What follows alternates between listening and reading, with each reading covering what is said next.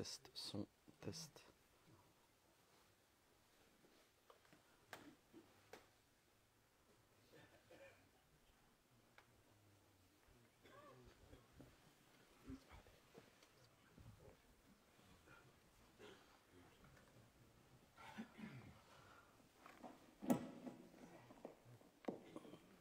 السلام عليكم ورحمة الله وبركاته. الله أكبر الله أكبر الله أكبر الله أكبر أشهد أن لا إله إلا الله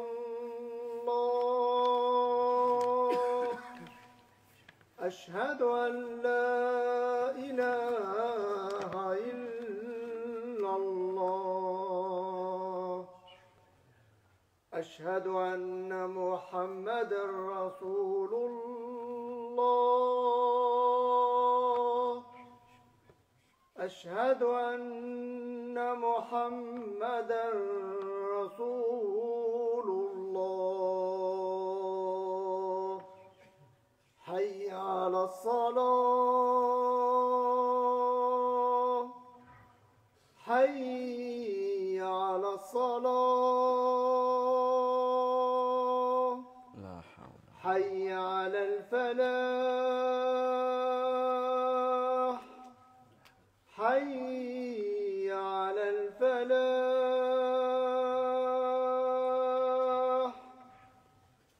الله أكبر الله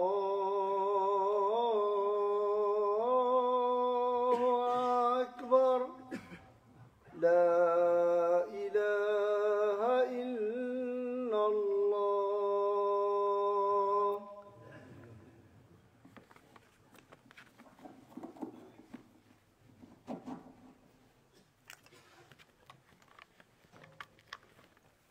تقاربوا بارك الله فيكم. Essayez d'avancer. إن الحمد لله نحمده ونستعينه ونستغفره ونعوذ بالله من شرور أنفسنا ومن سيئات أعمالنا من يهده الله فلا مضل له ومن يضلل فلا هادي له وأشهد أن لا إله إلا الله وحده لا شريك له وأشهد أن محمدًا عبده ورسوله صلى الله عليه وعلى آله وصحبه أجمعين. أيها المسلمون عباد الله، أوصيكم ونفسي بتقوى الله، فإن من اتقى الله وقاه وأرشده إلى خير أمور دينه ودنياه.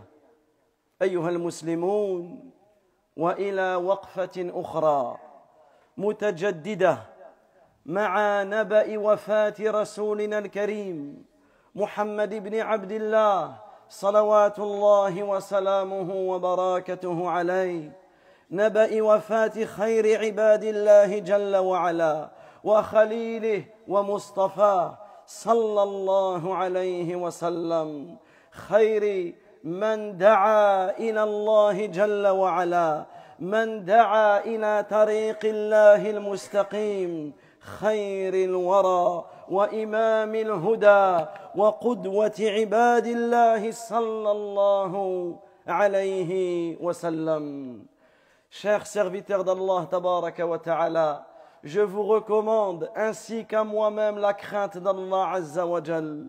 Car celui qui craint Allah tabaraka wa ta'ala, celui qui craint Allah tabaraka wa ta'ala doit savoir qu'Allah azza wa jal le protégera. Celui qui craint Allah tabaraka wa ta'ala doit savoir qu'Allah tabaraka wa ta'ala lui facilitera lors de la difficulté. Celui qui craint Allah azza wa jal, Allah azza wa jal le guidera, l'orientera, le protégera et lui donnera le succès ici-bas et dans l'au-delà.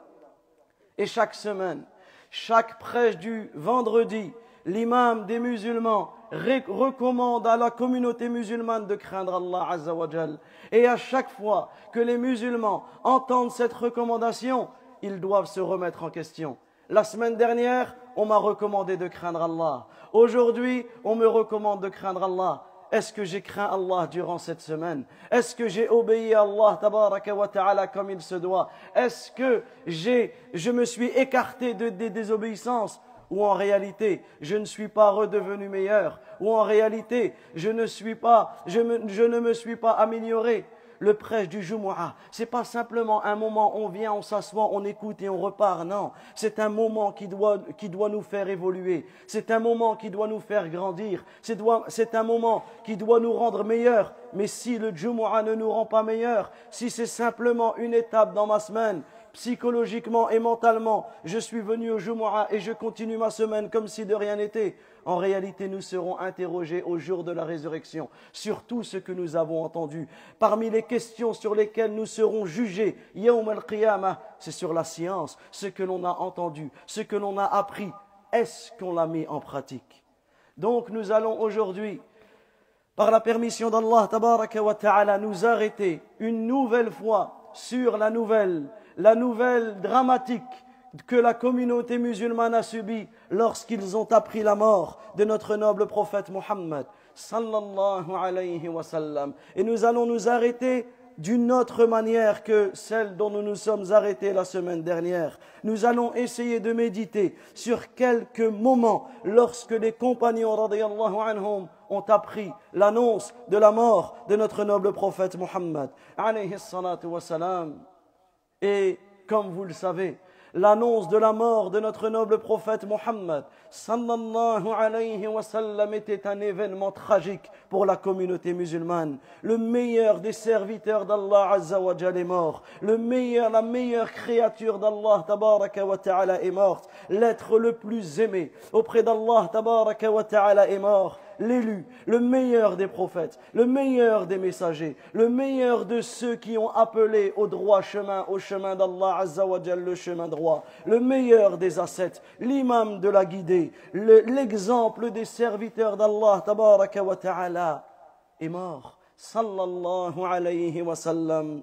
Et la nouvelle de la mort de notre noble prophète alayhi salatu wa salam était une nouvelle gravissime pour la communauté. C'est une nouvelle qui a fait trembler les poitrines. C'est une nouvelle qui a déchiré le cœur des croyants.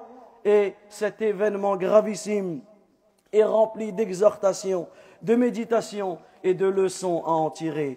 أيها المسلمون عباد الله لقد نُعِيَ إلى النبي صلى الله عليه وسلم موته قبل يوم وفاته بشهور عديدة. Et sachez que le prophète alayhi salatu wa salam a reçu la nouvelle de sa propre mort. Il a reçu l'annonce de sa propre mort. Cela lui a été révélé plusieurs mois avant la date de sa mort, plusieurs mois avant qu'il mourait. Il ne savait pas quand est-ce qu'il allait mourir, mais il savait qu'il allait mourir, alayhi salatu wa salam. Et méditons ensemble sur ces points. Premièrement, durant le mois de Ramadan. Durant le mois de Ramadan, le dernier Ramadan que notre noble prophète Muhammad sallallahu alayhi wa sallam a jeûné.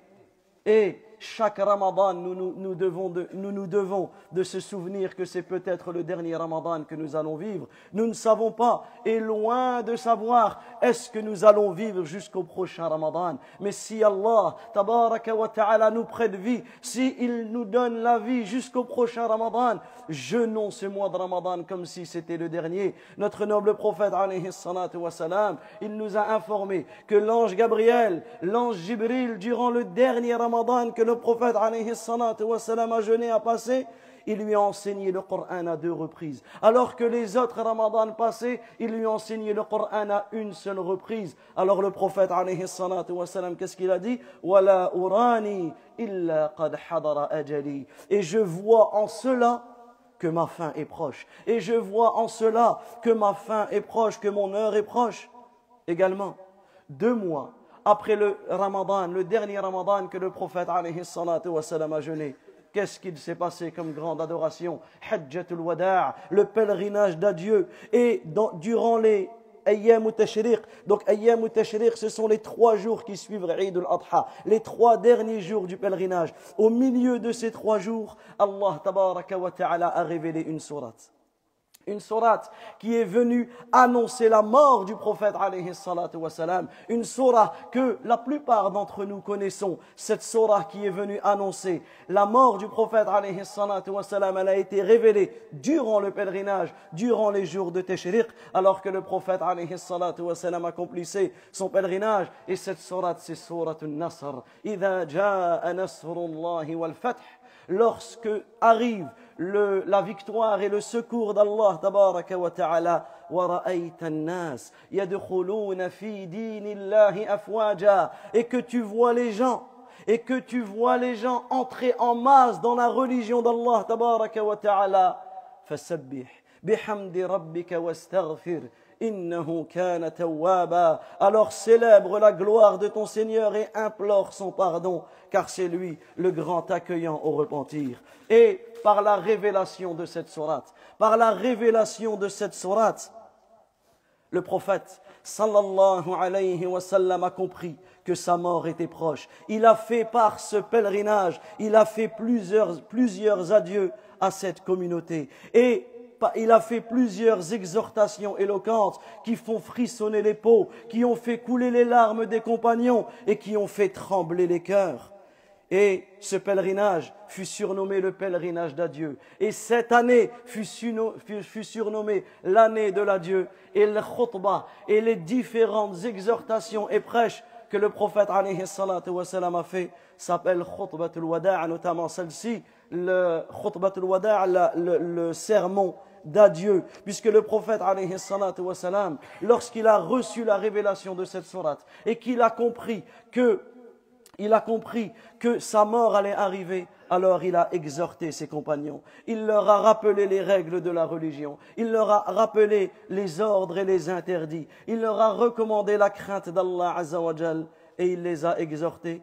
Et ensuite, il a regardé ses compagnons et il leur a dit « La'alli la alqakum ba'da 'ami hadha » Il est fortement probable que je ne vous revois pas l'année prochaine, que je ne vous rencontre pas l'année prochaine. Et effectivement, notre noble prophète alayhi salatu wa salam est mort avant le prochain pèlerinage. Il est mort avant le prochain pèlerinage, également durant le jour de Arafat, du pèlerinage d'adieu, du dernier pèlerinage, plutôt du seul pèlerinage que le prophète alayhi salatu wa salam a fait. Allah Azza wa Jalla a révélé un verset qui également annonçait la fin du prophète alayhi salatu wa salam. Al-yawma akmaltu lakum dinakum. Aujourd'hui, j'ai parachevé pour vous votre religion. Wa atmamtu alaykum ni'mati. J'ai parachevé sur vous mon bienfait. Wa raditu lakum al-islam dina. Et j'agrée pour vous l'islam comme religion. Après ce verset, aucun ordre et aucun interdit n'a été révélé dans le Coran.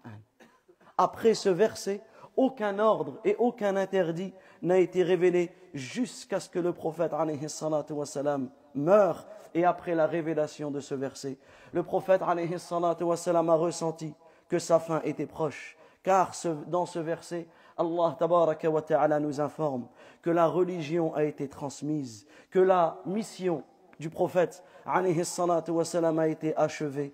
Et cela fait partie des plus grandes méditations que nous pouvons tirer et des plus grandes leçons que nous pouvons tirer de la mort de notre noble prophète alayhi salatu wa salam, c'est qu'il n'est pas mort tant qu'il n'a pas achevé sa mission. Il n'est pas mort tant qu'il n'a pas transmis d'une manière parfaite, d'une manière complète, la religion d'Allah tabaraka wa ta'ala. Il est mort qu'après avoir détaillé la religion d'Allah azza wa jalla, le halal et le haram, le bon comportement, la croyance authentique, la religion complète, il n'a pas laissé un bien sans qu'il l'a enseigné à sa communauté. Et il n'a pas laissé un mal sans qu'il n'a pas averti sa communauté. Il nous a laissé sur une voie claire. Il nous a laissé sur une voie blanche. Personne ne sera égaré s'il s'accroche à la voie de notre noble prophète Muhammad sallallahu alayhi wa sallam et à la voie de ses compagnons. Alors, méditons sur cela. Et nous devons nous écarter de toute innovation, de toute invention, de toute modification, de toute altération de la religion. Car Allah, tabaraka wa ta'ala, a parachevé pour nous notre religion. Il a agréé pour nous l'islam. Alors nous devons suivre et nous ne devons pas innover.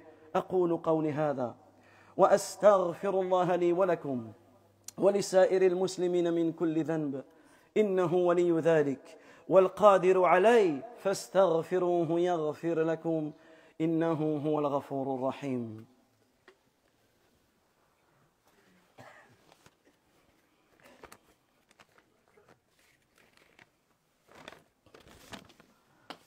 الحمد لله رب العالمين وأصلي وأسلم على أشرف الأنبياء والمرسلين نبينا محمد وعلى آله وصحبه أجمعين أما بعد أيها المسلمون عباد الله ثم رجع رسول الله صلى الله عليه وسلم وقفل إلى المدينة وفيها قبض عليه الصلاة والسلام وقبض في بيته في حجرة عائشة رضي الله عنها بين سحرها ونحرها. Ensuite, après ce pèlerinage, le prophète alayhi salatu wa salam est revenu à Médine. Il n'a pas laissé Médine alors que la Mecque avait été conquise, alors qu'il aurait pu retourner à la Mecque et rester à la Mecque, là où il a vécu ses 53 premières années de sa vie.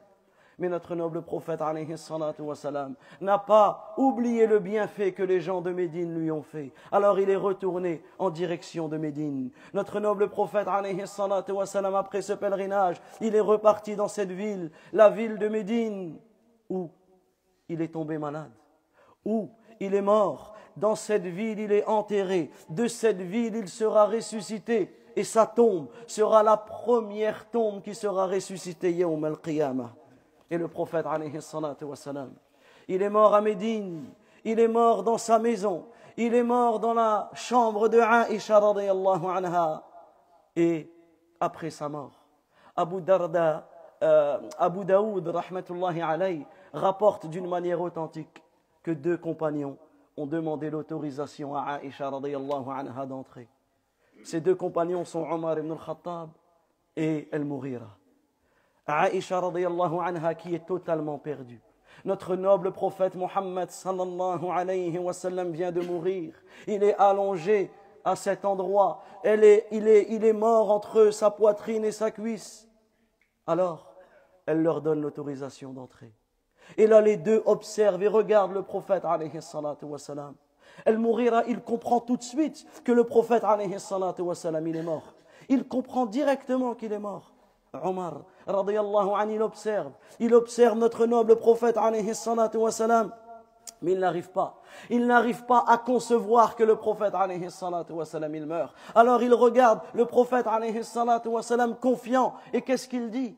Il dit, il est reparti comme Moussa alayhi salam, il est reparti auprès d'Allah azza wa jal pendant 40 jours, et le prophète sallam, il s'est évanoui, il est parti auprès d'Allah parce qu'il ne mourra pas tant qu'Allah azza wa jal n'a pas éradiqué les hypocrites de Médine.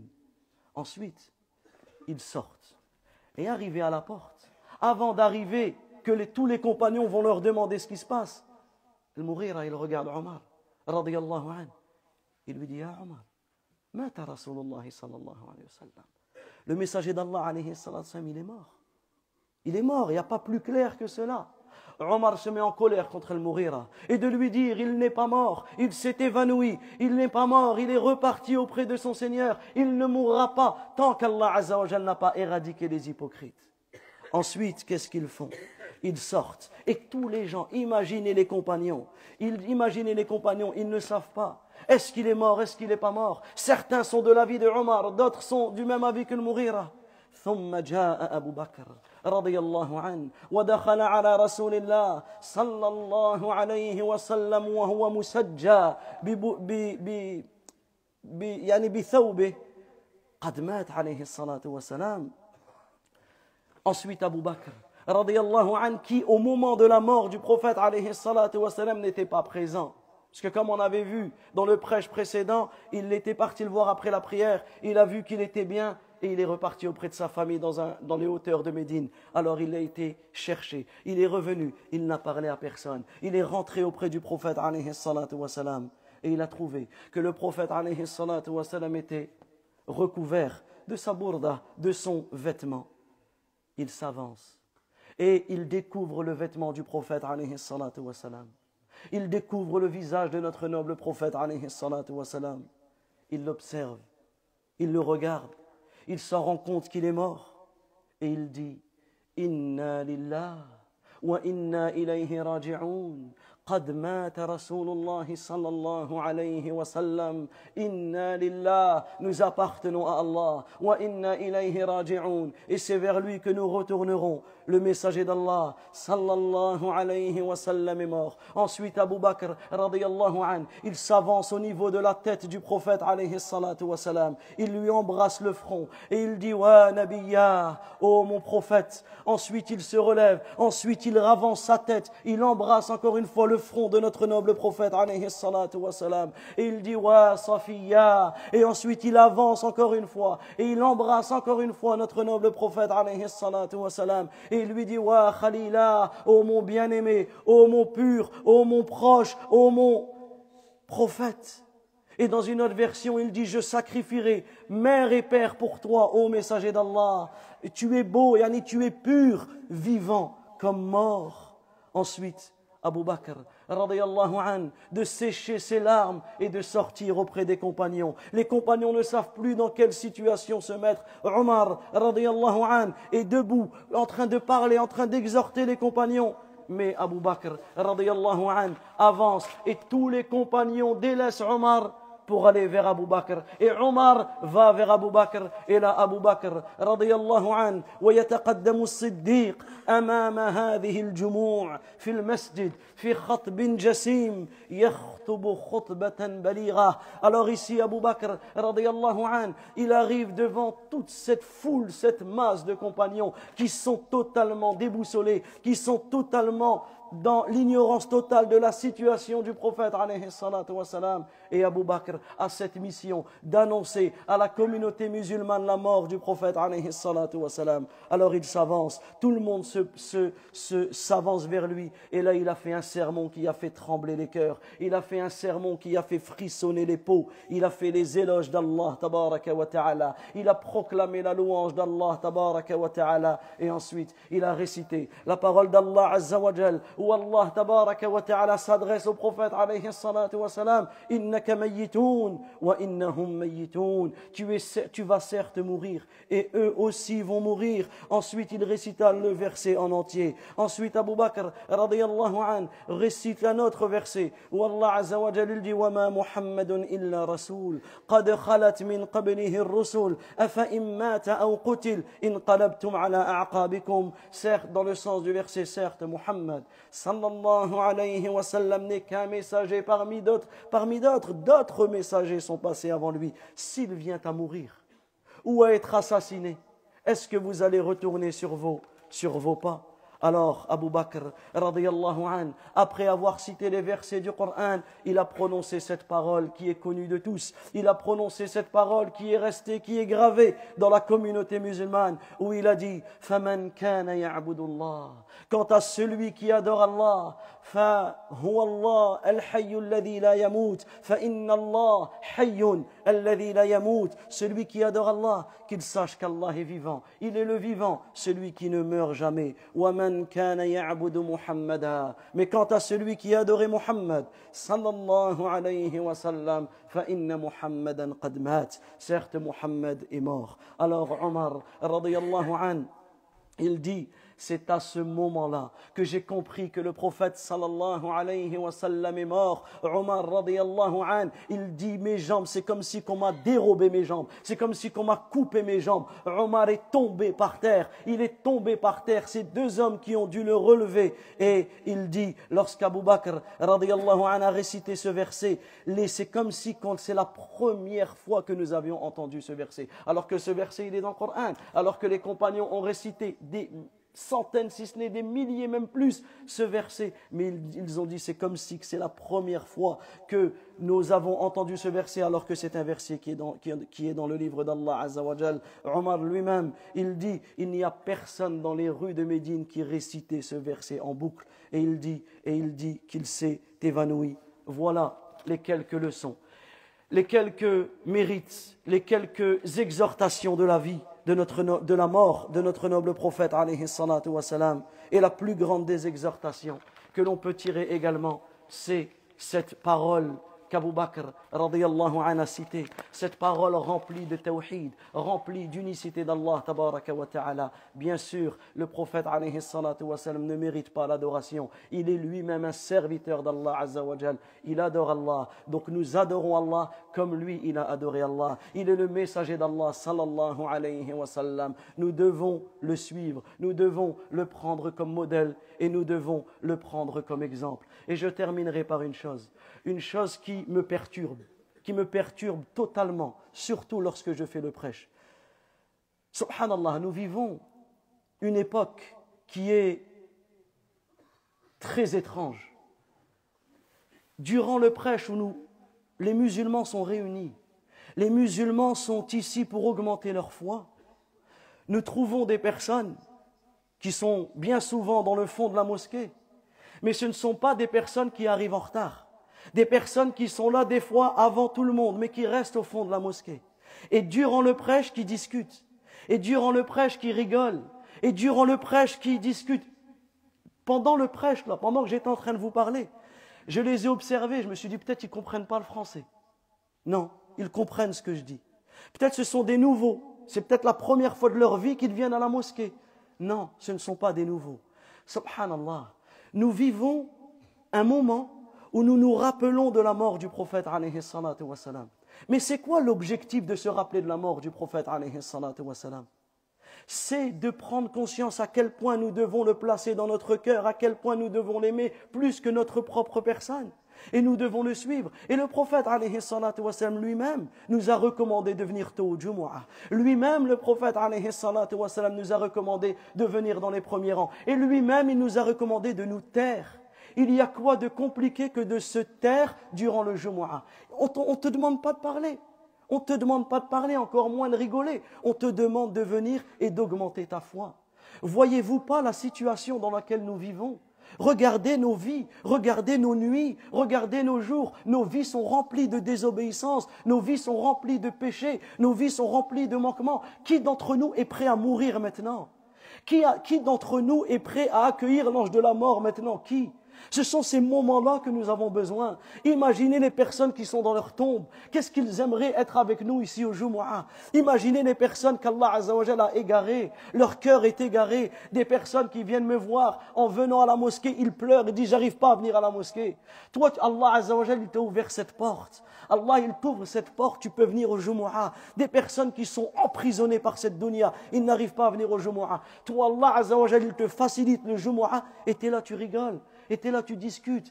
Mais subhanallah, mais est-ce que nous sommes prêts à accueillir notre Seigneur avec ce comportement-là? فنسأل الله العظيم رب العرش العظيم أن يهدينا جميعا إلى صراطه المستقيم. اللهم اهدنا واهد بنا، اللهم اهدنا واهد بنا، اللهم زينا بزينة الإيمان واجعلنا هداة مهتدين. اللهم زينا بزينة الإيمان واجعلنا هداة المهتدين. اللهم زينا بزينة الإيمان واجعلنا هداة المهتدين. ربنا آتنا في الدنيا حسنة وفي الآخرة حسنة وقنا عذاب النار. اللهم إنا نسألك الجنة وما قرب إليها من قول أو عمل، ونعوذ بك من النار وما قرب إليها من قول أو عمل. اللهم إنا نسألك الميتة الحسنة، اللهم إنا نسألك الميتة الحسنة. اللهم أعتق رقابنا من النار، اللهم أعتق رقابنا من النار،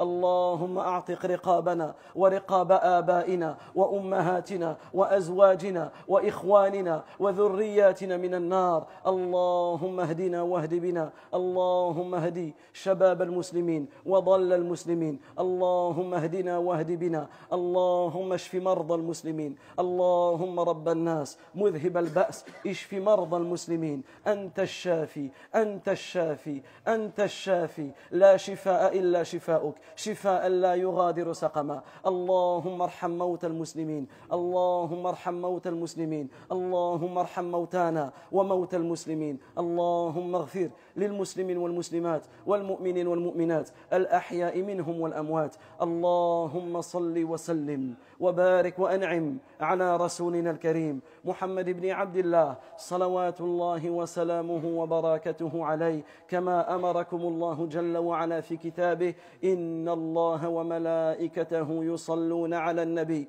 يا أيها الذين آمنوا صلوا عليه وسلموا تسليما. اللهم صل على محمد وعلى آل محمد كما صليت على إبراهيم وعلى آل إبراهيم إنك حميد مجيد، وبارك على محمد وعلى آل محمد كما باركت على إبراهيم وعلى آل إبراهيم إنك حميد مجيد. وآخر دعوانا أن الحمد لله رب العالمين.